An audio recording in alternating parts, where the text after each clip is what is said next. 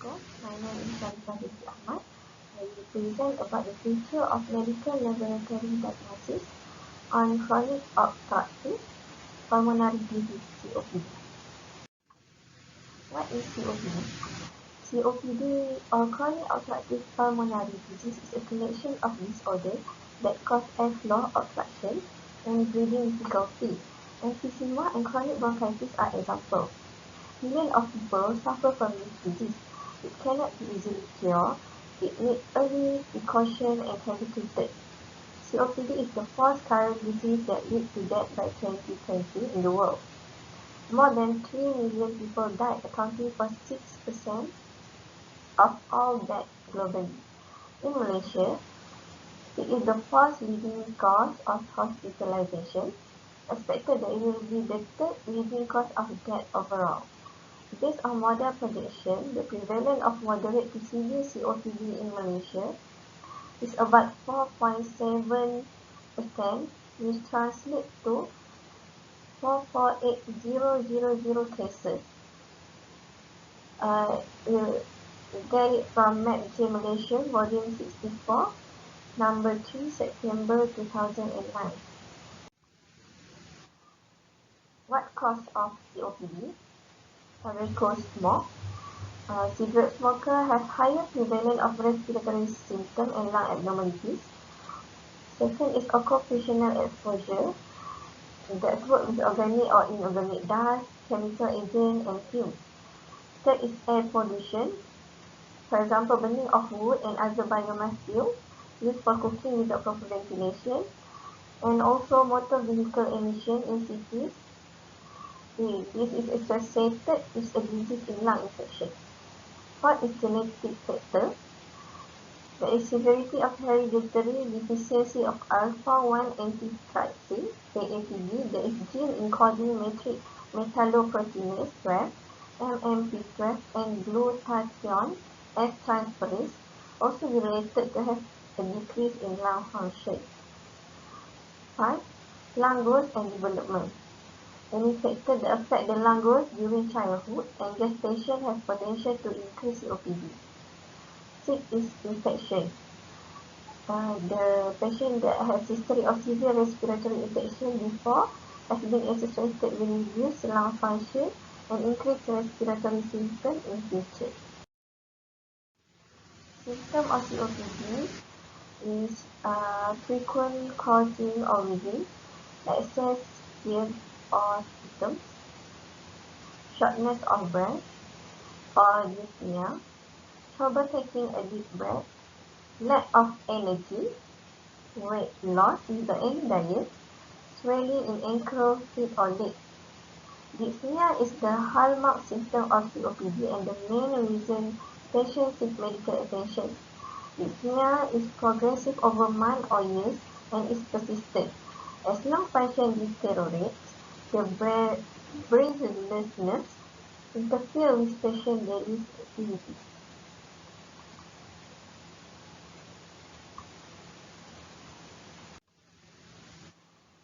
For diagnosis of COPD, first is spirometry. Spirometry is we will measure the forced expiratory volume (FEV) using spirometry test, which involve forcefully breathing out in a mouthpiece connected to a spirometer to get the reading. It measures the amount of air that can be forced for lung in 1 second. From the table 1, we will see the goal stage of COPD and the percentage of predicted FEV1 value. For mild, 80%. For moderate COPD, 50% to 79%. Severe COPD, 30% to 46%. And very severe is less than 30%. This according to the COPD Gold Guideline from 2019. Next is genetic testing. The doctor may check the level of alpha-1 antitrypsin AAT. This should be performed in young COPD patients with less than 45 years old and those who have a strong family history of the disease.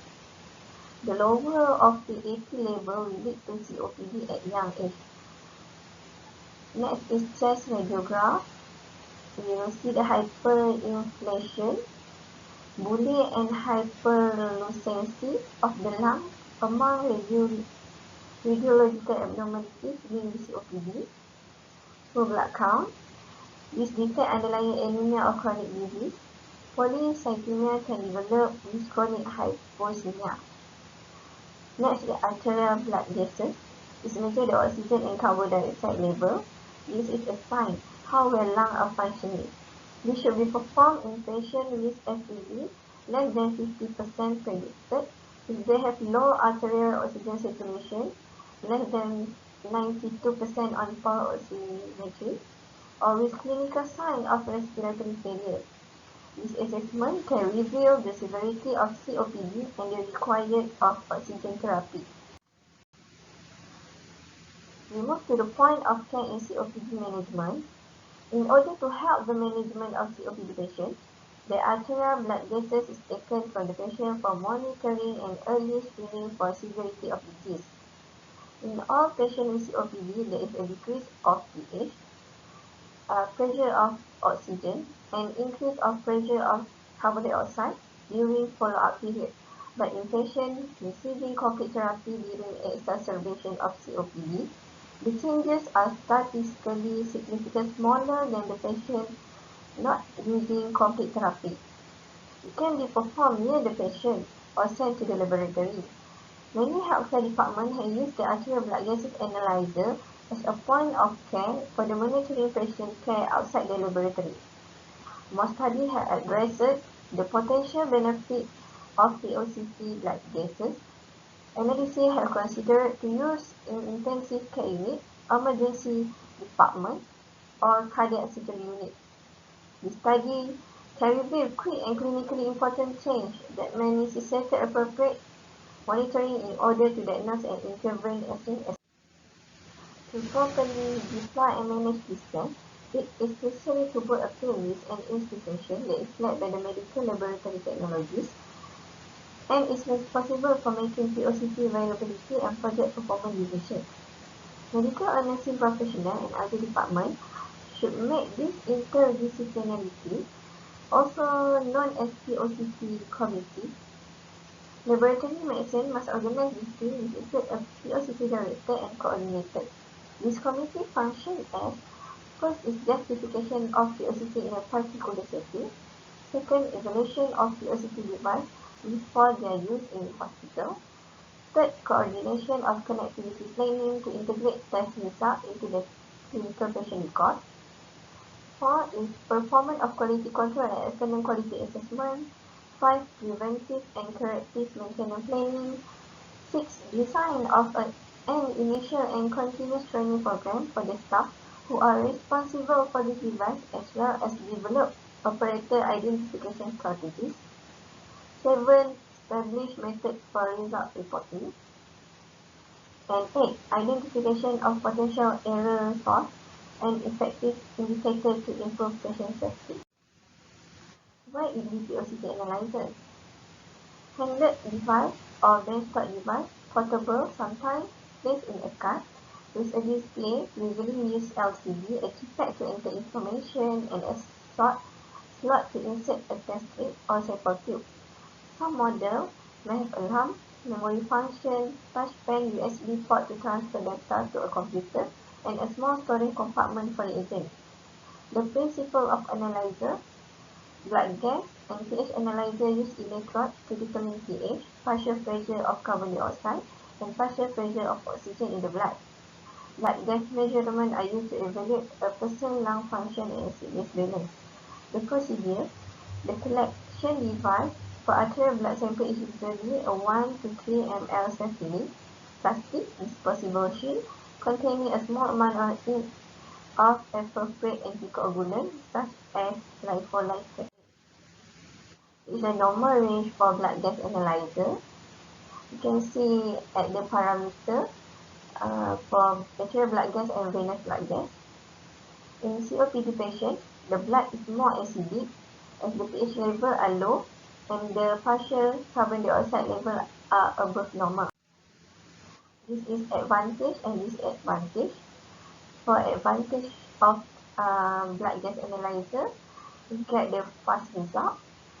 It is a portable device and easily to place and use, shortening patient treatment, decrease in phlebotomy-related blood loss, and can connect it to the system. It also has a few advantages. For example, expensive device, easily to expose to the atmosphere, can markedly affect the pH, partial pressure of carbon dioxide, and partial pressure of oxygen.